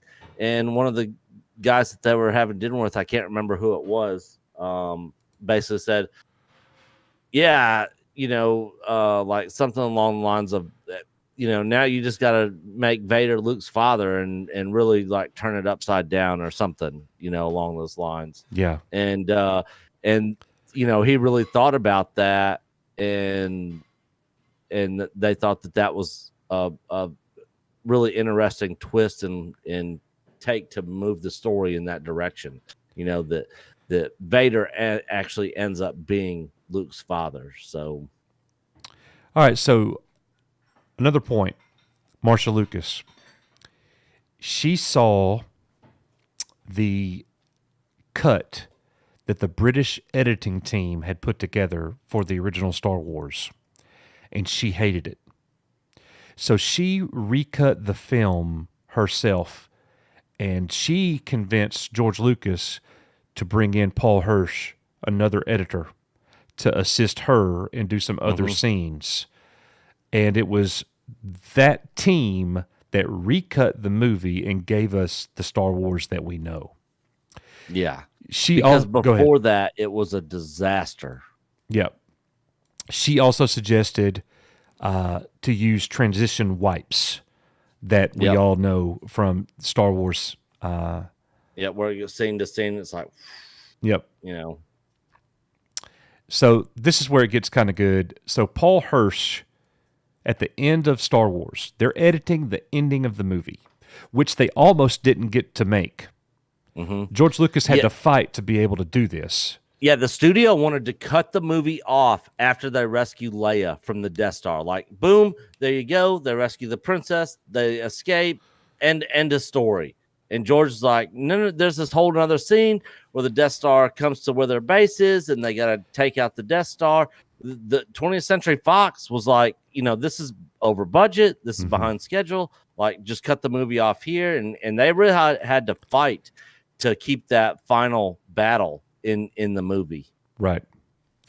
So Paul Hirsch suggested to Marcia and to George Lucas that they needed some kind of countdown time clock sequence. 5 minutes, Death Star approaching, like to ratchet up that tension and let them know. But then Marcia was like, okay, we need a countdown timer. But so if we're going to have a countdown timer, then we actually need like the Death Star moving towards the Rebel base to destroy it. So they took the footage that they had, and it was those two that put those into the elements of the story. They edited that into the movie. That was not written. That was not George's idea. All of that ending, that was the editors. That was the brilliance of Hirsch and Marcia Lucas. That it added the tension to the scene that was needed. Marcia Lucas is actually the one who goes back and puts in, after George Lucas started cutting all of the "May the Force be with you" throughout the movie, Marcia went in right behind him and put him right back in. Yeah. Yep. And that was because of De Palma's negative feedback. Marcia said George always said to him when they were married, and you got to remember, guys, this was a long time ago, but I think they were married for like 16, 15 years. Yeah, they were together for a while, and when they split, it was a very bad divorce mentally for George. It was a bad time for him. Yeah. So Marcia Lucas always said that George told her, and you got to remember the words of the father, own your own company, that kind of thing. Which George's dad told him all the time. You know, so make your own path, own your own business. So he would always tell Marcia Lucas, I've got a company now. I'm a success. I will never give up my company, Nick. Except for when it comes to Disney. Awful. He finally gave it up. That is so gut-wrenching when I heard that and when I think about that. Yeah, he was like, I own my own business. I own my own company. I will never give it up. I wish he still had that pride. And he sold out. He sold out. And it comes down to the criticism he got off the prequels. But the thing is, there's a whole nother generation that really appreciate those movies. And I like them more now than I did back in the day after seeing what Disney did with the sequel trilogy. I appreciate George's crap prequels far more than I did in the past. So yeah. Yep, I agree. Let's see. Marcia Lucas was the vice chairman of the board of the directors at Skywalker Ranch. Yeah, she was, when that whole Skywalker Ranch was being constructed, she was there. There were several people in this series. I can't remember who it was exactly, but basically it was saying that Marcia was the heart. Yeah, let me finish the thing go here. So the company referred to itself as the Lucasfilm family, and she was the one who is credited for being the family. And that's not coming from her. It's coming from multiple people that worked there. She's the one that put on the Christmas parties, Thanksgiving, 4th of July, making sure the employees were happy. We're happy. Yeah. It's pretty awesome. Yeah. So here we get into the muddy stuff. Marcia was social, and George was not. Marcia wanted to go to the Oscars, and she liked going to the parties and being out in public eye. And he never did. He was a workaholic, and he was always on to the next project. So Marcia was accused of having an affair. Yeah. There was the head of a steamed glass shop that was working at Lucasfilm, and people were saying there was something going on between them. That's literally all that was said. Marcia Lucas, after she was accused of the affair, said nothing like that ever happened. There was no affair. And she told George Lucas that she wanted a break. She called it a timeout. Yeah. She didn't want a divorce. She just wanted just a separation, just a break, And George Lucas said, well, if you want a break, we're getting a divorce. No break or a divorce. And the divorce talk came from George Lucas, not Marsha Lucas. So she went ahead with the break, and they got a divorce. And this was right after. This is during Jedi. Yeah, during Jedi. Yeah. Yep. So she is not involved in the project. Things are going very poorly. The cast hates Marquand. George's having to show up and save everything. It's still not going well. So he goes and asks Marsha for help, even though they are going through a divorce. And she comes in and saves the day, just like she did with Star Wars. She looked at the director's cut, Marquand's cut, for Return of the Jedi, and it was horribly received. And she goes on, she talks about the specifics of it, saying that Marquand had Luke angry all the time. And Marsha was like, that's not the Jedi way. He doesn't need to be angry all the time. So she gave him like a softer tone. All of the alternate shots, the cuts, the retakes when they were filming, those are the ones she used in the film. And it softened the movie. It softened Mark Hamill's performance and gave us the Luke that we see in Return of the Jedi. Marsha and Howard Kazanjian had the extra scenes filmed for Darth Vader's contemplation. Do I save Luke or not? Because in the original cut of the film, he just snaps and throws the Emperor down the shaft. There was no contemplation. It just boom, happened out of nowhere. So they ratcheted up the tension of that scene. That was all of their ideas in editing. And something I wanted to bring back, Nick, that we talked about a few months ago, as we're winding down on the Marsha Lucas part. Marsha Lucas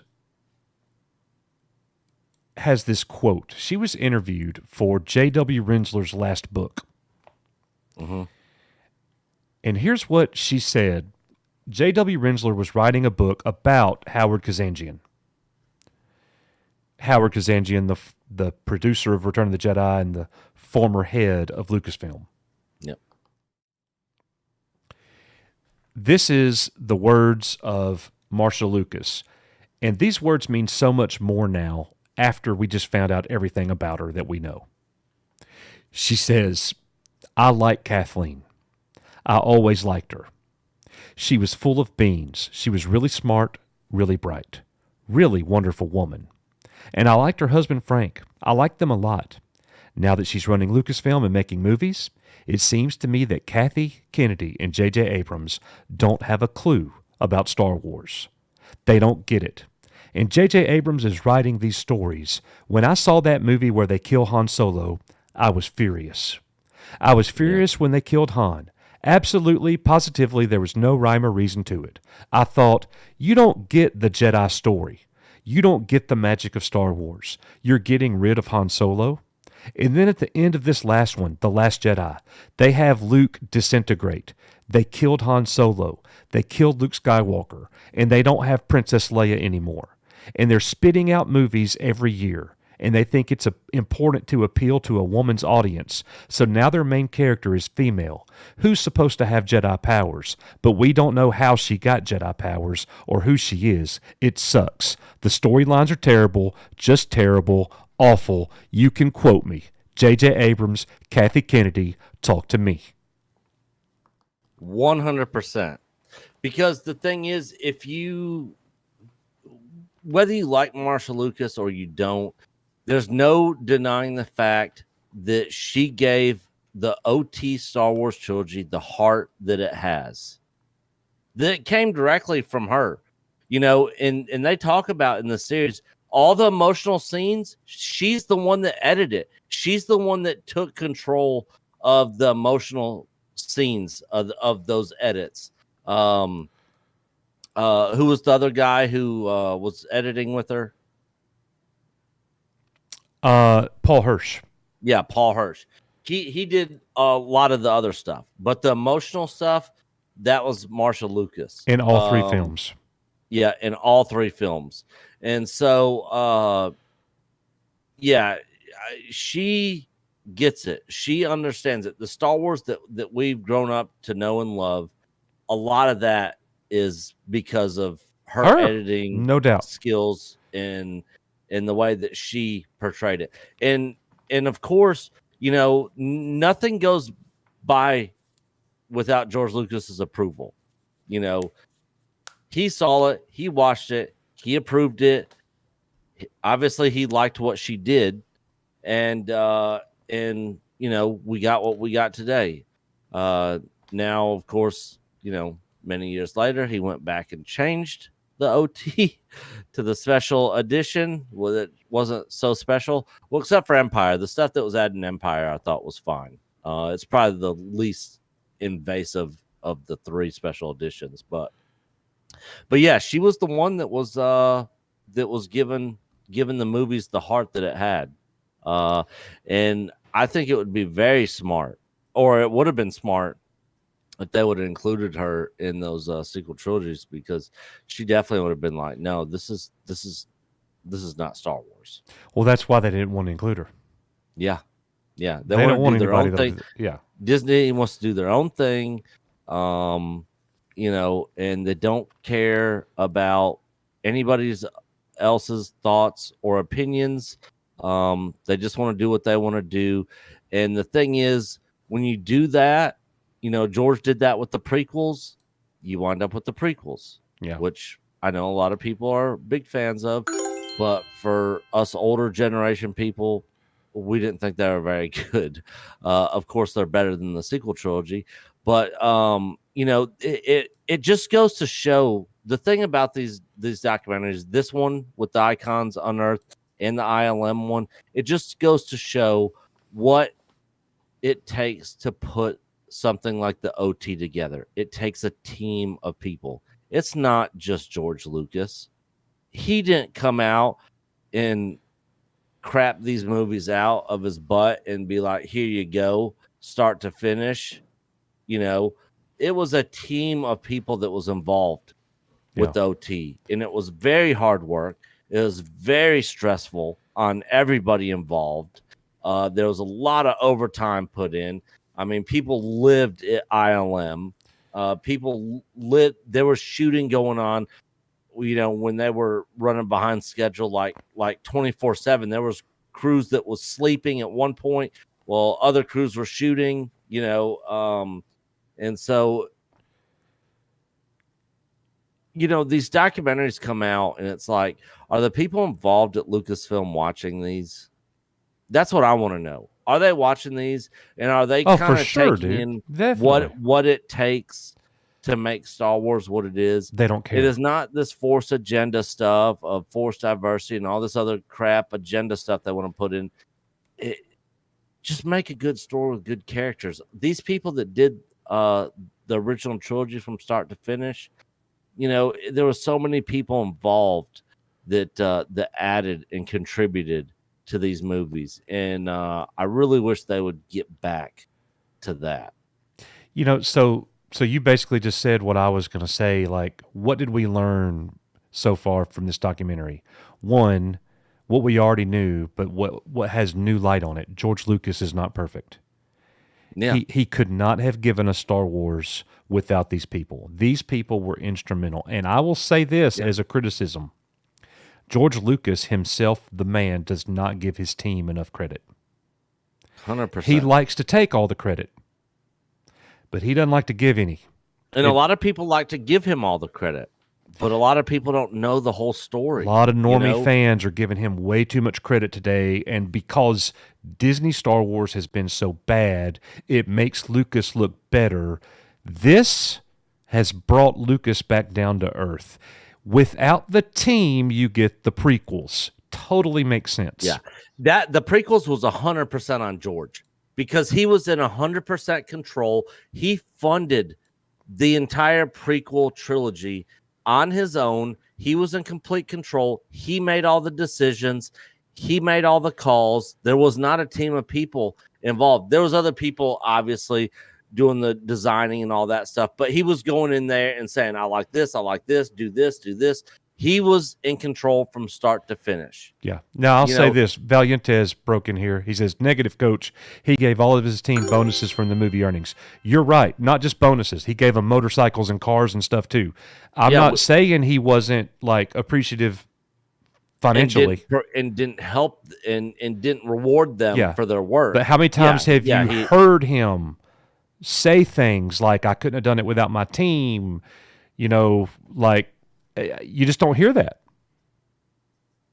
I have never heard George Lucas heap praise on somebody else's work. Have you?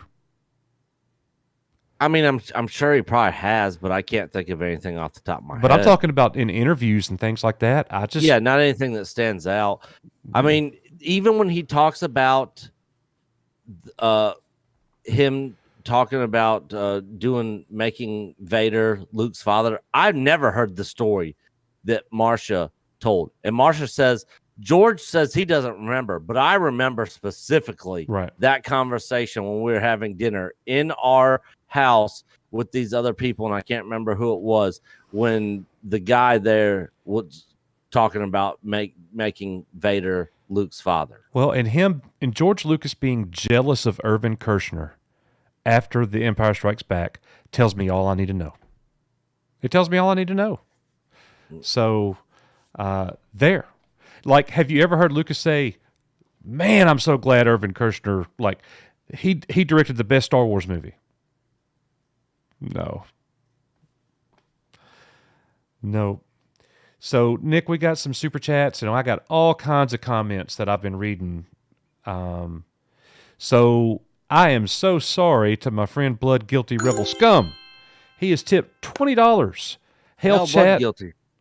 Hell chat, hell mods, Coach and Nick. YouTube is horrible. Thank you, bro. Let's see. Yeah, it is what it is. Venger. Oh, yes.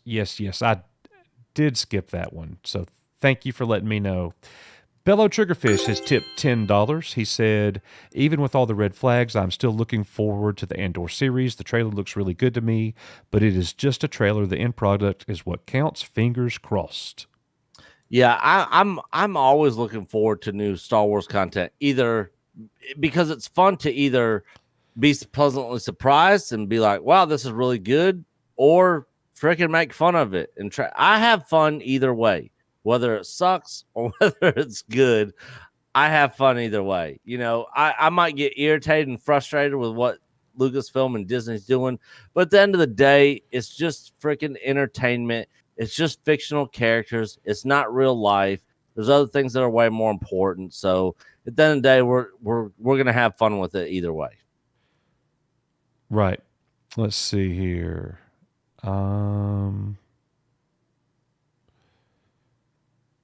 Mattuine, our friend, tips $5.11. He says, the way they present the series, it's a miracle that Lucas got any movie made. So many delays over budget, editing challenges, writing, etc.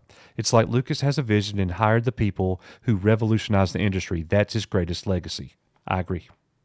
Yeah. Chaos Boss has tipped $5. Thank you, Chaos Boss. He says, hey, Echo, keep up the good work.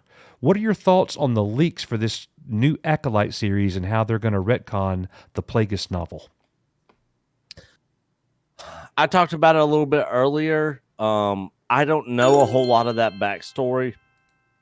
I never played KOTOR.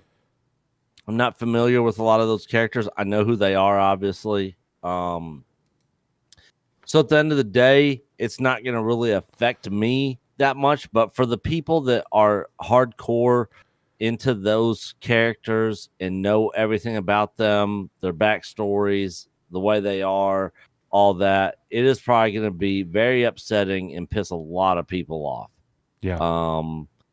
For me, I'll probably watch it and it's probably not going to upset me as much because I don't know those stories like other people do.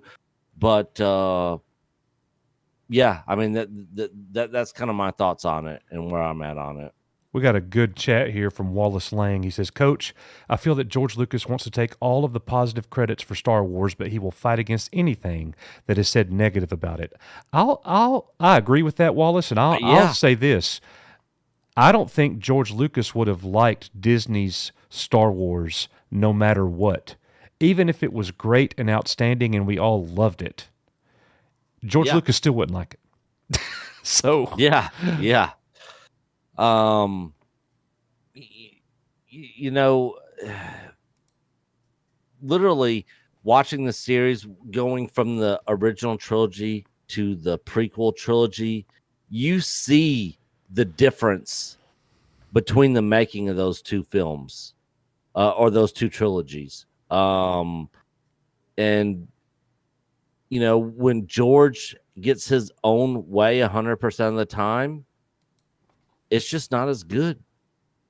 And it's hard to argue that from watching this, you know.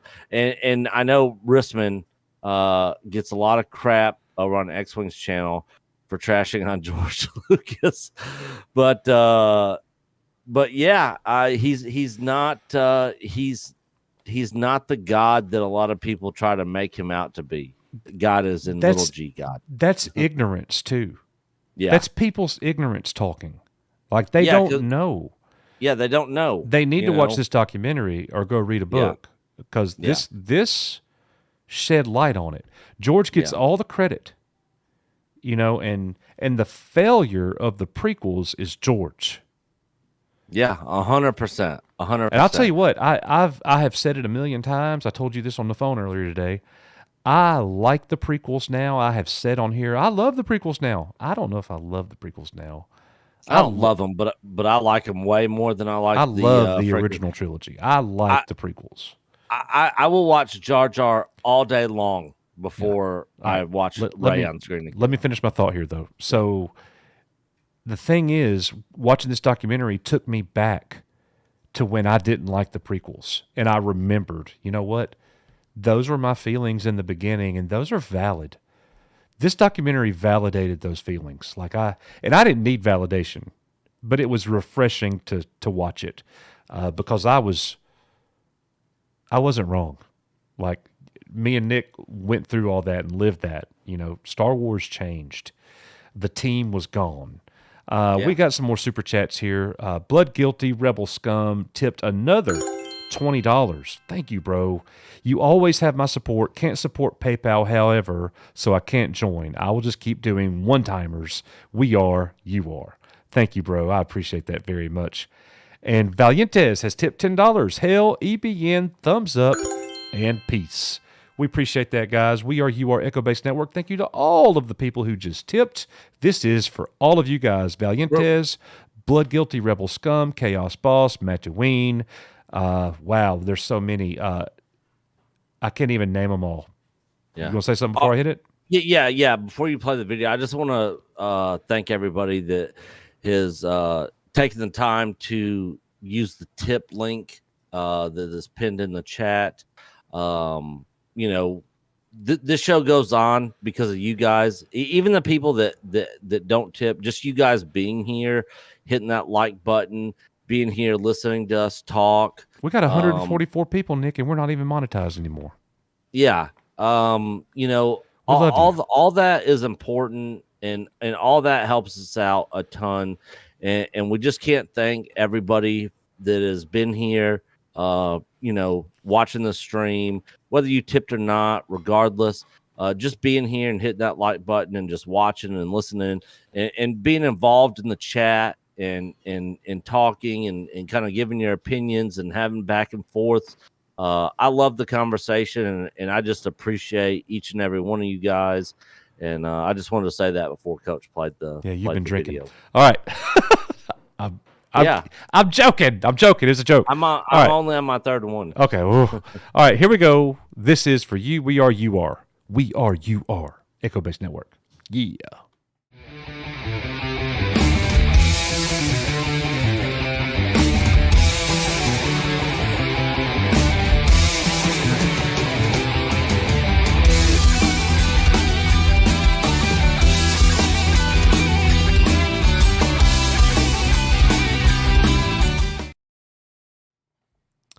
So, Nick, the radio man, asks us, can you explain what happened? Is it because you started covering other content?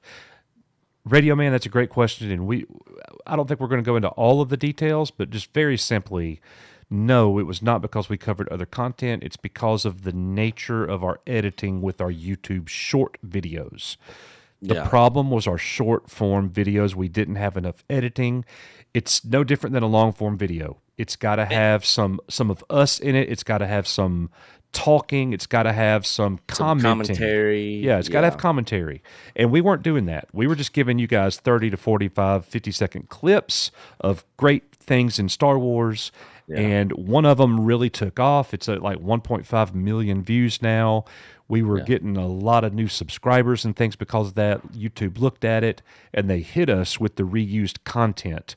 It's not because we like did a no like something political or hate or nothing like that. Nothing like that. Yeah, and also they never actually told us that was the reason. We're just assuming that has to be the reason because they just said reuse content, and that's really the only thing that we can think of that's what it is. So we're assuming more than likely 99% chance that's what it is. Well, YouTube never tells you what exactly. Yeah, they don't tell you anything. They don't give you examples. They don't tell you exactly what's acceptable, what's not acceptable. It's really frustrating. But after doing some digging and all that sort of stuff, we think we have an idea of what we need to do moving forward. And Jacob Gordon says, "Is it because of Dark Coach?" No, Jacob, it's not because of me. It's because of YouTube Shorts. Okay. Thank you, Jacob. That was awesome. All right.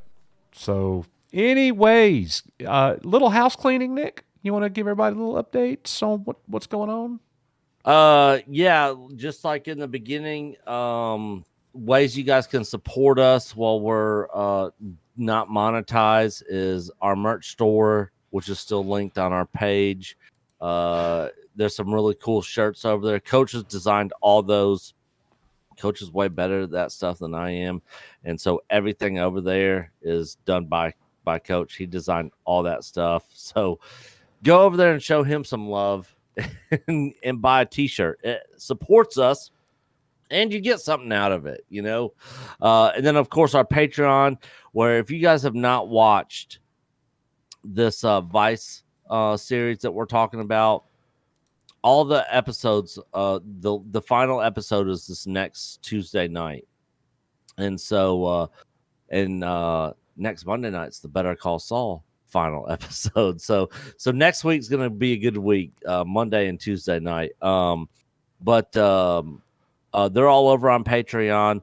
We're doing our Deep Space Nine reviews over there, which we haven't put one up in a while, but me and Coach will try to get to one of those tomorrow. Also, if you guys are not subbed to our second channel that is monetized, it is called Echo Base Entertainment. It's probably been in the Nightbot's probably been putting the link out there. We cover everything outside of Star Wars over there, Marvel, DC, other entertainment. It used to be called Echo Base TV. We rebranded that channel to Echo Base Entertainment to cover everything outside of Star Wars. And then of course, just the tips that we're getting here for everybody. We appreciate all that.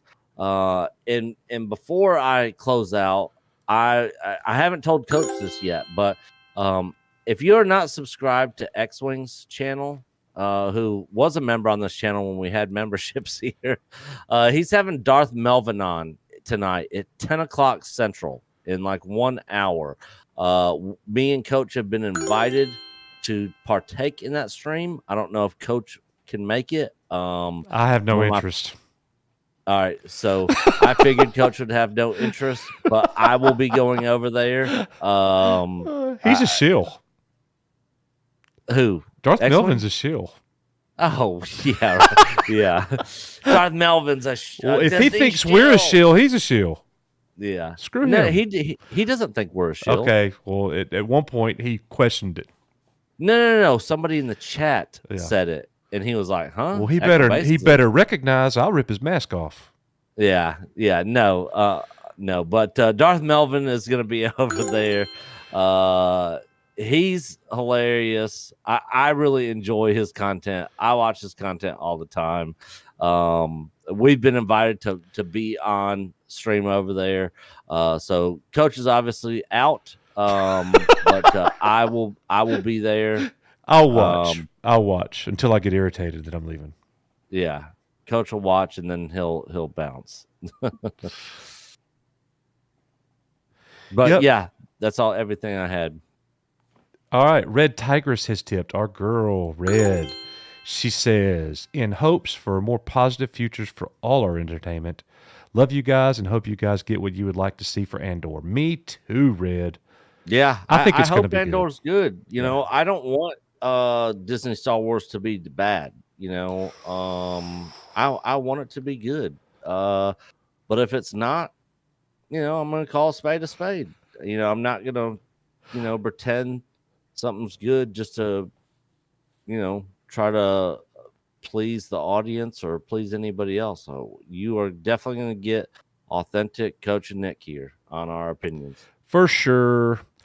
Ladies and gentlemen, the best thing about tonight was chilling with you and reading your chats. So, no, Ted. No. He says we need another drunk coach show. No.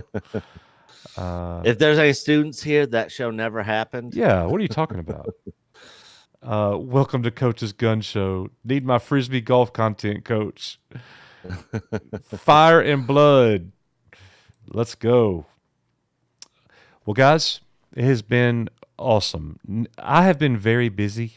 That's why we've been not rolling out with the regular Coach just started content. Back to work this week. Yeah.